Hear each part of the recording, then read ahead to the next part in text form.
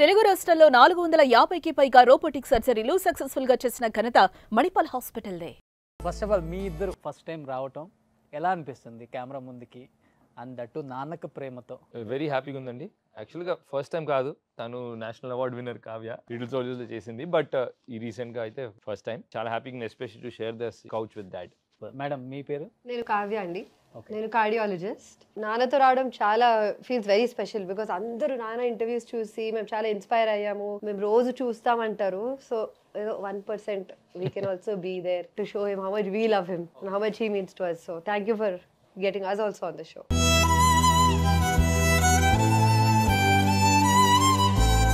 పిల్లలు first time Nannaku Prematho షోలో మీతో పార్టిసిపేట్ చేస్తున్నారు. నేను ఎన్నో షోలు చేశాను కానీ ఇట్లా ఇద్దరితోటి చేయటం పిల్లలతోటి ఇదే ఫస్ట్ టైం.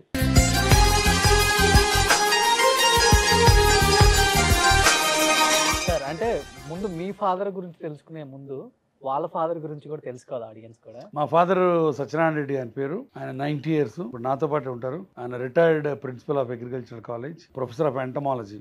ఎంటమాలజీ అంటే కీటక శాస్త్రం. Okay. So agriculture college he was a professor there. Doctor కొడుకులు డాక్టర్లు అవుతారు, యాక్టర్ కొడుకులు యాక్టర్లు అవుతారు అంటారు. నాన్న ప్రిన్సిపల్, కానీ డాక్టర్ ఎలా అయ్యారు మీరు? నాకు బాగా చిన్నప్పటి నుంచి ఆ తెల్లకోట అంటే మహా ఇష్టం. మా ఫాదర్ లాగా నేను కూడా బీఎస్సీ అగ్రికల్చర్ 3 ఏళ్ళు చదివాను. ఓకే. అంటే మెడిసిన్ రాక అప్పుడు 1 year 1 mark 2 marks మిస్ అవుతుండేది. అప్పుడు కాకినాడ రంగనాయ మెడికల్ కాలేజీలో డొనేషన్ 50,000 60,000 ఉండేది. అది కట్టడానికి కూడా లేవు మాకు. చాలా మిడిల్ క్లాస్ ఫ్యామిలీ. నాకైతే డాక్టర్ చదవాలని ఉంది. చివరికి అగ్రికల్చర్ బీఎస్సీ ఫైనల్ ఇయర్కి వచ్చినప్పుడు మెడిసిన్ సీట్ వచ్చింది. తాత తెలియకుండా చదువుకున్నారు. లాస్ట్ టైం ఎంట్రన్స్కి ఆయనకు తెలియకుండా చదివాను. ఆయన సీట్ వస్తే కూడా పంపించును, నీకు అగ్రికల్చర్ అయిపోయింది, ఎంఎస్సీకి అమెరికా పంపిస్తాను, నువ్వు నాలాగే ఇదే లైన్లో యూ కెన్ షైన్ అని చెప్పి పంపించలా. ఇక నేను లాదుకూడదని చెప్పి మా అమ్మతో మాట్లాడి అలిగి కాలేజీకి వెళ్ళటం మానేస్తే అప్పుడు ఇంకా ఈడు మాట్లాడలేని టీసీ ఇచ్చి పంపించాడు. నానంటే ఇప్పటికి భయపడతారంట ఒక రకంగా. అంటే మా చిన్నప్పుడు మా చదువుకునే రోజుల్లో టెర్రర్ ఆయన. మా ఫాదర్ ఓ టైగర్ అని ఆ టైప్లో ఉండేవాడు ఆయన. ఇప్పుడు నాకు మా పిల్లలకున్న ఆ ఇంటిమసీ లేదు మా ఫాదర్తో. నాకు బాగా భయం. నాకు మా అమ్మతో ఇష్టం. ఏదైనా సినిమాకి వెళ్ళాలంటే కూడా మా అమ్మని అడిగితే మా అమ్మ నాన్న అడిగి ఆయన ఓకే అంటే ఆ టేబుల్ మీద డబ్బులు పెట్టేది. అంటే దాని అర్థం మా నాన్న ఓకే అన్నాడు, లేకపోతే లేదు. ఓకే. సంగతులు. అమ్మ చనిపోయిన దగ్గర నుంచి నాన్నగారు ఎవరితో మాట్లాడటం మానేశారు అని. అవునండి. ఏంటి సార్, ఎందుకంటే చాలా మందికి జరుగుతుందండి అది. చాలా రోజులు భార్య చనిపోతే భర్త వితిన్ 6 months 1 yearలో చనిపోవడం అట్లా ఉన్నాయి. చాలా ఇన్సిడెంట్స్ ఉంటాయి. సో ఫాదర్ కూడా ఇంకా అమ్మనున్నాళ్ళు ఆమెకు చేయడం, ఆమెకు మందులు ఇవ్వడం, ఏదో ఒక ఆయనకు ఒక బాధ్యత, ఒక పని ఉండేది. అమ్మ చనిపోయిన తర్వాత ఇంకా ఆయన పని లేవు. So is become withdrawn. మంచంలో పడుకొని ఇంకా అసలు బయటికి రారు. మేము అందరం ఇంటి నిండా జనం ఉంటాం, మనవాళ్ళు మనవరాళ్ళు ముని మనవాళ్ళు. బయటికి రమ్మని ఎంత బతిలాడినా ఆ రోజుల్లో టైగర్ లాగానే నేను రాను అని మొండికేసి కూర్చుంటారు ఆయన.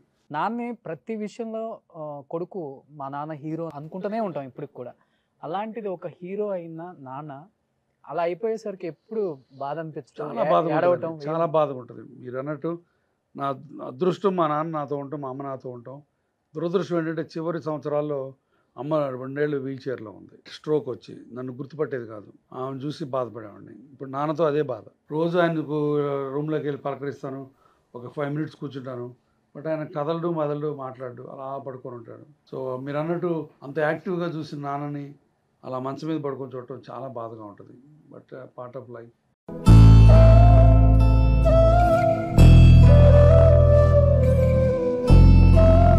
దాంట్లోంచి ఒక రకమైన ఆనందం, అంటే ఆనందం అన్న ఒక రకమైన సొలేస్, ఒక రకమైన ఇది ఏంటంటే అట్లీస్ట్ ఆయన మాతో పాటు ఉన్నారు, చివరి రోజుల్లో మాతో ఉన్నాడని ఒక కన్సెషన్ అండి, ఒక కన్సోలేషన్. మీకు మీ విషయంలో మా నాన్న హీరో అనిపించిన సందర్భం ఏంటి మీరు చిన్న ఏజ్లో ఉన్నప్పుడు? చాలా ఉన్నాయి అట్లా. యాక్చువల్లీ మా ఫాదర్ అందరికీ హీరో, కానీ నాకు మాత్రం యాజ్ అ ఫ్రెండ్ హీరో. బేసిక్గా నాకు ఒకటి గుర్తుంది, లైక్ చిన్న టాయ్స్ ఉండేవి నాకు. 2 hours డ్రైవ్కి వెళ్ళి ఎవరు ఫ్రెండ్ ఇంటికి డిన్నర్కి వెళ్తే అక్కడ తీసుకెళ్లేవాడిని. నేను కూడా అక్కడ వదిలేసేవాడిని బై మిస్టేక్, అది మర్చిపోయి. దాని గురించి నేను మర్చిపోయానని చెప్పేసి వాళ్ళకి ఫోన్ చేసి నైట్ అంతా వెతికిపిచ్చి అది మళ్ళీ వెళ్ళి తీసుకుని రావడం అలాంటివి చేసేవాడు నా కోసం. Small things. ఇప్పుడు అంత బిజీగా ఉండేవారు అప్పుడు కూడా. ఇప్పుడు ఎంత బిజీ ఉన్నారు, అప్పుడు స్టడీస్లో దాంట్లో కూడా బిజీగా ఉండేవారు. బట్ స్టిల్ ప్రతి దానికి ఉండేవాళ్ళు. స్కూల్ ఫంక్షన్ అయితే ఐ నెవర్ ఫెల్ట్ కి మా ఫాదర్ లేరేంటి, టైం స్పెండ్ చేయట్లేదండి ఎప్పుడు అనిపించలేదు నాకు. So it's always a hero for me.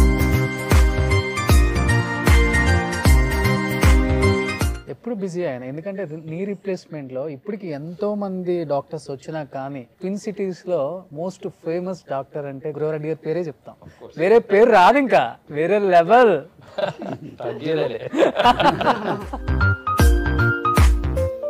అంటే నాకు ఆదర్శ్ చెప్పిన దాంట్లో ఇన్సిడెంట్ ఏంటంటే ఫ్యామిలీ అంటే చాలా ఇష్టం, అందరికీ ఇష్టం ఉంటుంది ఫ్యామిలీ ఇష్టం నేను ఉంటారు. బట్ వాళ్ళ కోసం నేను పడే చాలా మంది తాపత్రయపడతారు కానీ శ్రమించరు. నేను ఆ శ్రమని చాలా ఆనందపడతాను. ఇప్పుడు వాడికి ఒక టాయ్ తేవటంలో నేను వెళ్ళి పడ్డ శ్రమ అసలు గుర్తురాదు, వాడికంటే నాకు ఎక్కువ ఆనందం. అట్లనే దానికి ఏదైనా కావాలన్నా, భవానీకి ఏమైనా కావాలన్నా, కోడలికి ఏమైనా కావాలన్నా, అల్లుడికి ఏమైనా కావాలన్నా, ఇప్పుడు మనవాళ్ళకి ఫ్యామిలీలో ఏ వ్యక్తికి ఏం కావాలన్నా నేను ముందే ఆలోచించి సంపాదించి తీసి వచ్చే ఆనందం వాళ్ళకంటే నాకు ఎక్కువ ఆనందం. కొడుకులు ఎంతమంది ఉన్నా కానీ ఎప్పుడు కూడా కూతురు స్పెషల్. మా నాన్న ఎప్పుడు హీరో అనిపించిన సందర్భం అంటే ఏమని చెప్తాను? అదేంటి అంటే నాన్న ఎంత కష్టపడినా, ఎంత లాంగ్ డే 150-200 పేషెంట్స్ చూసిన ఆ రోజులో అయినా కానీ ఎండ్ ఆఫ్ ద డే ఒక ఫోన్ వస్తుంది, ఏం చేస్తున్నావు, డిన్నర్ చేసావా, పిల్లలు పడుకున్నారా, ఎవ్రీ డే వితౌట్ ఫెయిల్. మేము మర్చిపోయినా నాన్న మాత్రం మర్చిపోరు.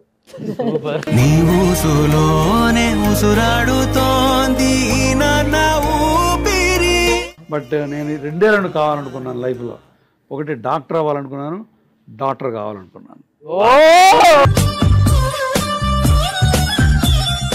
సుమన్ టీవీలో మీ పర్సనల్ అండ్ బిజినెస్ ప్రమోషన్స్ కోసం కింది నెంబర్కి కాంటాక్ట్ చేయండి.